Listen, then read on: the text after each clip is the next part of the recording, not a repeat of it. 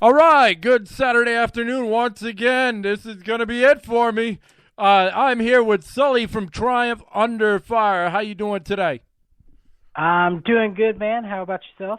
I'm hanging in there. A bit tired, you know how it goes. I had some technical issues in the beginning of the day, some power outage and everything, but that's life, you know.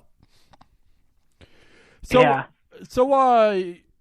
why don't you, for people that aren't familiar with Triumph Under Fire, why don't you tell everybody what y'all are about and how you all came about? Well, yeah, I mean, it goes back a good history a bit. We're a hard rock band. We've got our metal roots, we've got our jazzy roots. We're all from different kind of backgrounds from, what kind of music that we did in the past. Matt Phipps, our lead guitarist, he's got a lot of metal roots, but our bassist, Rob Rogers, has a lot of kind of really, really groovy stuff on the bass. And as for our drummers, he's about the same way. And, I come from, hard rock area, Motley Crue, Godsmack, things of that sort. The cool thing is we all mesh. We all do really well with the music that we do together. And kind of the way we came apart, it was just, I recruited Matt, and and from there on, we recruited Brian, and then we got Rob, and we've been, this is our lineup. I couldn't be happier with the guys that I'm working with. They're in my eyes, they're the best in this area that to work with. So. Oh, all right, and if I'm not mistaken, y'all are from the Tri-Cities, correct? Yeah, Johnson City. So we're kind of spread out too. So okay. We just had a band, Bent to Break. Have you met them? I don't know if I've met them personally. I know I've heard of them. I've listened to some of their stuff online on their Reverb Nation. I try to keep up with as much local music around here as possible. But I know they just recently, if I'm not mistaken, I could be mistaken, I got an invite, and I think they just recently played either at Capone's or was somewhere in Johnson City. I don't, like I said, I don't remember exactly. I try to keep up with everything I can, but there's just times where things slip by me too. So. Well, they're having a thing on May 30th with inviting a bunch of, the local bands to play out there, and they're doing a huge event and everything, and they were telling us about it and whatnot. But anyway, so, when people ask, who is Triumph Under Fire, what do you tell them? We're just a couple dudes making music. That's kind of how it goes. We're doing what we love doing. When I first started doing music, I couldn't tell you that I was going to end up where I am now. And, I'm not anything big and I'm not famous or anything like that, but, just the support that I've gotten, from all the people, I've met over the years while doing music is just phenomenal to me. So where did y'all meet at? Me and Matt met a long time ago. It was back when, I was in another band, and we played a show together, and he was in another band, and I used his equipment, so that's how we met. And okay. We've been friends since. And then Brian's my cousin, so, and Rob just he kind of popped up. He wasn't really there. He was there, but he wasn't. So. That's understandable. That is understandable. So when did you all form? It was Triumph Under Fire. This lineup formed pretty recently. We went through some lineup changes, which every band does. Very just true. to find that perfect match. You want to have that, not just the chemistry and making music, but the brotherhood that a band is. It's a family. It's not. It's a business, but it's a family, but our, it was probably about a month ago, maybe, that we just got our last lineup. Triumph Under Fire in general has Been around since before we recorded our music, which was last year, around January of last year. Nice, nice. So, so what would separate, Triumph Under Fire from every other band out there? Are you just all just like to play and just like to say, okay, well, we're just your typical local band? I really wouldn't consider us the typical local band, and it's not because we're any better than anybody else either.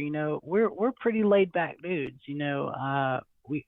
I myself, I can't speak for myself. I'm feisty. I get mad sometimes, and there's times where I shouldn't get mad. But where it really comes from is like, just like every other band around here, we're putting everything we got into this. We're doing what we can. We're playing shows. We're having a good time. I think what really separates us from other bands in this area, and this is nothing against them or anything like that, but we're a rock band. And this area is, it's got a lot of metal in it. It's a big difference for me. I listen to a lot of the local, and I hear a lot of screaming. And I look at our music, and I'm like, man, it's completely different to me. We're all, to me, we're all doing the same thing. We're all in this to make music and have a good time, and maybe one out of 100 of us will make it to a big league or something like that, and either way, I'm happy doing what I do.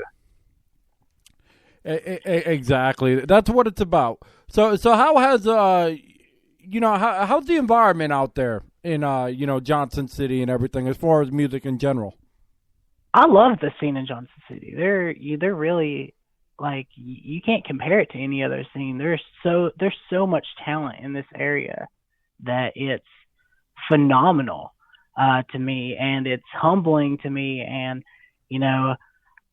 there's times where I not only base myself, because I'm a competitive person, so I not only base my skill around what I can do to improve myself. I base my skill on what other people can do. Okay, they did that way. I want to learn how to do it that way. I want to improve myself to get to where they're at. In a certain aspect, and I don't think, but it's possible. But some people may do the same for me. And that's amazing.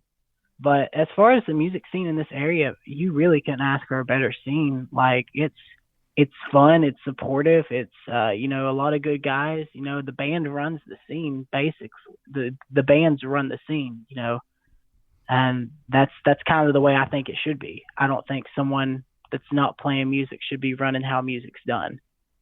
I'll agree there. I will totally agree there. When I first came out to Knoxville, it was exactly like that, and lately it seems to tamper off, and maybe it's just all the great Knoxville bands decide, hey, we're all going to go out to Johnson City and everything. So right. I don't know, man. I just there's times where sometimes with the internet and everything like that, and I'm not going to be one of those people that's like, internet's bad, stop downloading things, because I don't care. If we put a song up and you like it so much that you have to go through the trouble to download it, I don't care. Just listen to the song. Enjoy listening to it. I don't care if I'm making $1 off your purchase or not. If you're listening to my music and rolling around, someone's going to hear it, someone's going to like it, someone's going to purchase it. That's just the way I see it. But it's so hard. It really is. Like, Facebook's done a lot of things to help bands, but then they've done a lot of things to hinder bands, and I'm starting to think, going back to old fashioned how shows used to be done was, you run around, you put flyers up everywhere, and you get people out that way.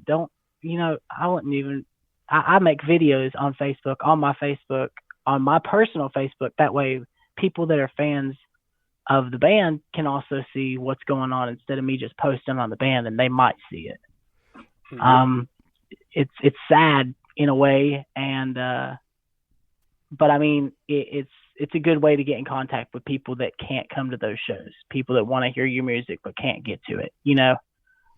That's what good and bad. That's what we do with the calling system. I wish more bands would take advantage of it and tell their fans. Now I'm not harping on you for it because hey, I put up a thing yesterday saying hey I'm not I didn't get time to contact these bigger independent bands and everything. So hey, who wants their shot?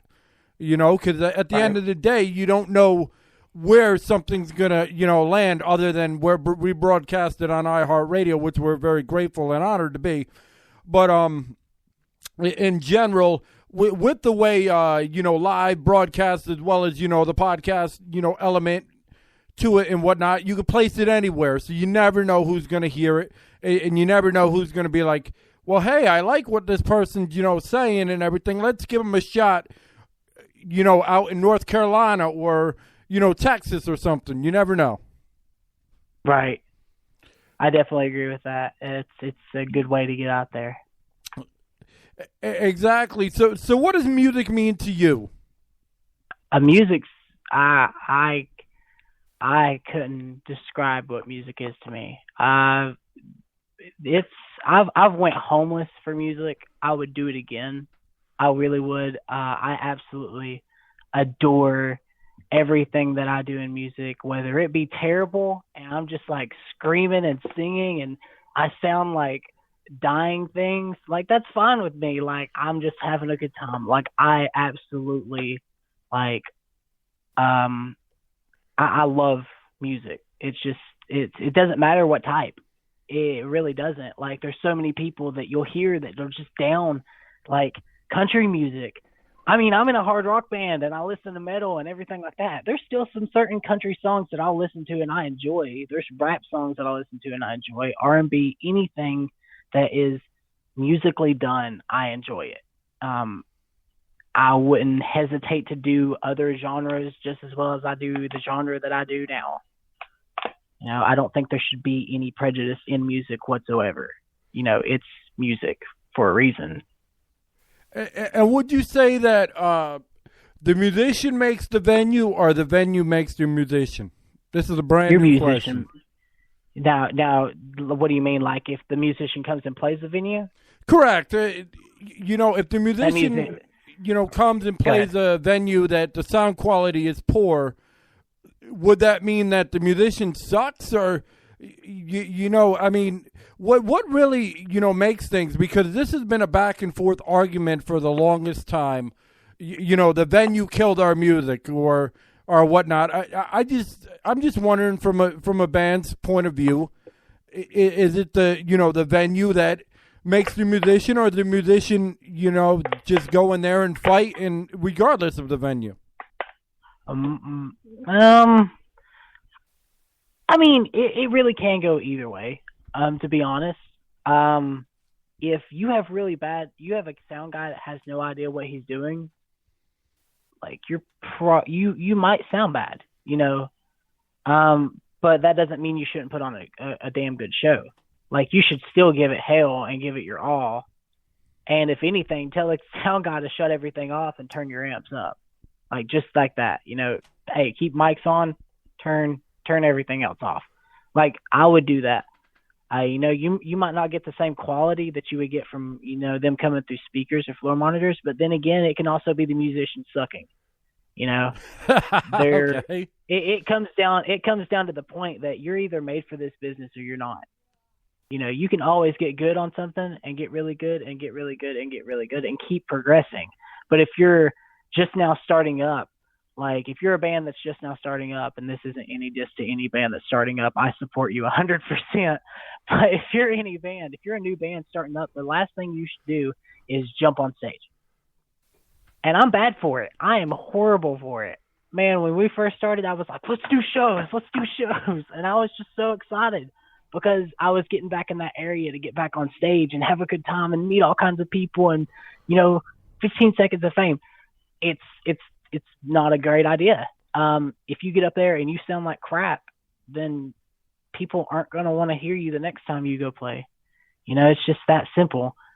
But same could be said about the sound people. if you get a big band in there and you sound like crap, they're not going to want to come back to your venue. It's just either way it could go. Just really depending. I like how you're honest. I really do. Because there's a lot of bands out there that the first thing they want to do is, go on stage. And to be totally honest, I've known a lot of bands that would form just to get chicks, to be on stage. Yeah, and everything. And you're in the right profession, and you're in the right profession. Yeah, exactly. And you're like, hey, you got to hone your craft before you even think about coming on stage, because these people are sharks and they'll bull you off in a second. Oh yeah, I'm one of the worst. I really am. I'm more of a critic on myself than I am on any other band. But I'm not one of those people that'll be like, yeah, man, that sounds great. Like, if it sounds like crap, I'll probably tell you it sounds like crap. Just like if I mess something up, I'm going to know it sounds like crap, and I'm going to be like, man, that sounded like crap. It's just if I install a sense of I don't know what the word would be. If I install that in you though, and I'm like, yeah, man, that sounds great, and really it sounds like Duke, like, you're gonna get on stage and people are gonna be like, man, this band sucks. Like, you don't want that. Like, I wouldn't want that. Yeah, and my girlfriend is bad about it too. Like, I'll be singing and playing guitar, and she'll be like, you need to really fix your voice. And I'm like, man, F you. So, she's brutally honest too. I guess that's how we're together. But I love the way that you said it, because you're like, well, normally I'd put more emphasis in it, but I'm talking about my old lady, so no. Yeah, right. I'm like, I'm with my girl, she'll like whatever I do. You suck. Oh, I guess not. But so what does Triumph Under Fire have coming up? Well, we have May 15th at Capone's in Johnson City coming up. Doors open at 9, and the show starts at 10. That is with, let me pull that up. I apologize. Not a problem. Get that. I got it right here on my laptop, so that's a good thing. That is, okay. It is Capone's May 15th at, like I said, doors open at 9 o'clock, or doors open at 8 p.m. I think show starts at either 9 or 10. I don't remember right offhand. It's $5 cover, and it's with 3/4 Dead and Belfast Six Pack, which are two bands that I didn't hear of until we were getting on this show. So I actually took a second to go check them out. If you're looking for some new music, definitely go check those guys out. And that's what we're doing on May 15th. And as far after that, I'm not quite sure, but we're trying to get some shows in works to, get out there and start playing this year. And what would be the best song that you feel that you've recorded so far as a band? Oh my God. We did three different songs for one reason. We wanted to show that not only were we able to go harder with our music, but be melodic with our music, and then also be softer with our music. So sweet. We got 3 different types of songs that are really out. If I had to choose, I like Fire, but for like your hard hitting, like inspiration music, like get out there and do it, like I would say No More is probably my favorite on it. Awesome. And what makes it so great? The fact that it's just like go out and do it. It's kind of like meaning behind it. I think what made it, the meaning behind that song, it wasn't originally named No More. That was the thing. When I first wrote it, it was actually named F Love. I don't know if I can cuss, so I'm kind of watching my mouth. Yeah, you can cuss all you like. So. Oh, it was called Fuck Love. Anyway, so I wrote that song because some stuff went down with this chick, and I was like, you know what? Fuck it. So I wrote that song, and it ended up being a song that like attracted so many different people. And I think what really makes that song is it's not, me. It was the combination of me, Matt, our former drummer and our former bassist. Like, it was a great combination. It really was, because not only was I doing vocals, it was also Matt doing vocals. And that was exciting because that was something completely new that I'd never done before. I was so used to doing vocals by myself, and he does the screams and they're just sick. And I'm like, oh, like I listen to it every time and like it gets to that part and I'm like, yeah. I get down with myself right there. But every song that we have has a story behind it. I don't want to put out a song that no one can relate to. That's what you find in music. And I feel that's a good way. That's a good way to get yourself known real quick. By having a meaning behind songs and that people could relate to. Because in this day and age, everybody knows it's the digital download age. Everybody downloads everything and whatnot. But at least if they feel they can relate to something, you might have somebody might have the heart enough to want to purchase it rather than just download it. Yeah. So, like I say, hey, if they want to download my music, please, by all means, go download it. I'm like, whatever. Like, it really comes down to the fact that, do you want to be one of these bands that complains about the fact that they're not making money when you're supposed to be doing something you love, or do you want to be one of these bands that people are going out of their way to download your music just so they can listen to you? Yeah, I'm okay with that. Exactly. And what many of these bands don't realize is, yeah, they may download your music, but hey, when you have a shirt out or a hat or a bumper sticker or something you can cool, download a shirt. Yeah, exactly. I mean, I'll be clear on this. Like, bands work really hard. So if you're True. a fan of the band, I really, this is to all fans, to every band. If you're a fan of the band, like, I really highly suggest you purchase something because they do work hard. I agree. That's just from my experience. As far as me, like, I have songs sent to me all the time, and I'll listen to them, and I have a good time. And that's mainly because a lot of my friends are in bands around here, so I get some music sent to me. But if you're a fan of, especially local bands, if you're a fan of a local band or something like that, you should 100%, legit buy their demo, their EP, their album, whatever, because it takes a lot of money to record one. It really does. Like, it takes, for us to record our album that we're planning on, it's going to cost us $4,000. Wow. That's a lot of money, but it's going to be worth it because we have like 10 songs out on the album that we got art for and all kinds of things. So that's going to be cool. I'm going to have my name all over the place. Woo!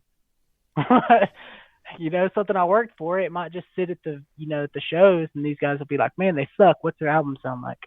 And they pick it up just because they want to hear us do good in the studio. But as shirts aren't inexpensive either. The cheapest I've got was 100 shirts for $500. Yeah. They're not cheap whatsoever. Nah. So, definitely, if it's a local band, like, I highly suggest anybody, buying it. It's a lot easier. It helps people out, and it allows them to keep on, it allows local bands to keep on making music. Yeah, and exactly. And most local bands don't have sponsors and all that to, cover all their finances. Unlike, God, if we mainstream. did, though. God, if we did. I would never be home. I would be gone 24/7. Bye, baby. Love you. See you in 6 months. I do, man. That's my goal. That's really my goal. Like, it really comes down to, like, if I can pay my bills doing music, I'm pretty happy. And I'm not asking for, like, some big ass mansion. Like, I don't want to live in some fucking, 3-story, 20-roomed mansion and pay my bills like that. Like, nah, just a basic place. Like, even an apartment, like, whatever, a condo. Let me buy a condo and be able to pay my bills with making music. Like, that's cool. That's not a substantial amount either. And I think that would just be the coolest thing to me. But my big time thing that I really want to do is I want to travel the United States and go to every city and play every show and just like spread all kinds of music and have other bands with us so they can spread music and just have a blast and just meet new people.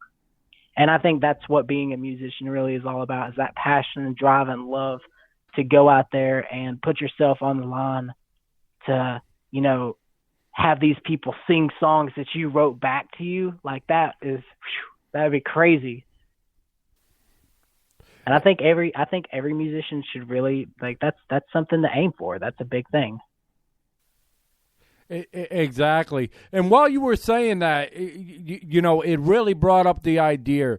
Hey, anybody that's thinking about making a label, how about you make a label based on local bands? Don't play no mainstream. Right? Don't no you know, huge you know, national ones. How about local bands? That would be awesome. You know how big, you know, I honestly think that if the local bands in this area, say in Tennessee, East Tennessee, let's say in East Tennessee, maybe Mid Tennessee, combined, right? We all came together as one unit, not just like all kinds of different bands trying to compete to see who's going to make it first or get big or become big, huge rock stars or something like that. I think if all of the local bands came together for one purpose, and say it was to put together maybe a radio station that played local music. Hello. Welcome to Two Local Radio. Right? Exactly. Right there. You know, but the whole thing is, you know, I think that would take off. I think it would be huge if somebody came out with the idea of, hey, I'm going to make a record label and base it just on local bands. Well, I mean, I'm not necessarily saying, you know, Tennessee only bands. I'm just saying local bands that are unknown, that were very, very talented and just didn't have the financial backing, you know, of the mainstream.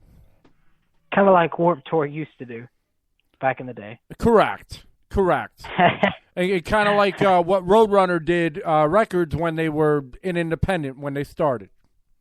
Yeah.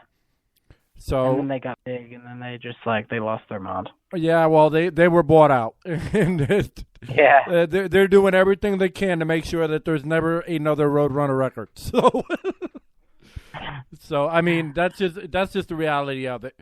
But you know, Sully, I've had a blast, you know, talking with you and everything. But it is the weekend, and I'm gonna let you enjoy it and everything. But thank you for coming on, and definitely, you know, get us your music so we can get you out there. All right, man, no problem, and I definitely appreciate you having me. All right, you have yourself a wonderful weekend. All right, you too, brother. All right.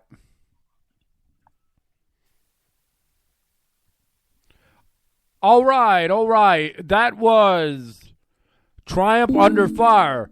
Today we had Dario and Leclerc. Dario and Leclerc, I apologize. Dario and Leclerc. Bent to Break. Stack, a Reverb featured artist of the week, and then Triumph Under Fire. And you know what? Today, you know, is just like all the other weeks that we have all these local bands that actually care, you know, about music and actually care about the fans. And, you know, we care about the bands. We care about the fans. So if you get a chance, let people know that they can go to www.twolocalradio.com. That's the number 2. And everybody enjoy your weekend. And later, if you get a chance, we're going to be having some interviews with some Memphis up-and-coming stars. Not done by me, though, but it still will be a treat nonetheless.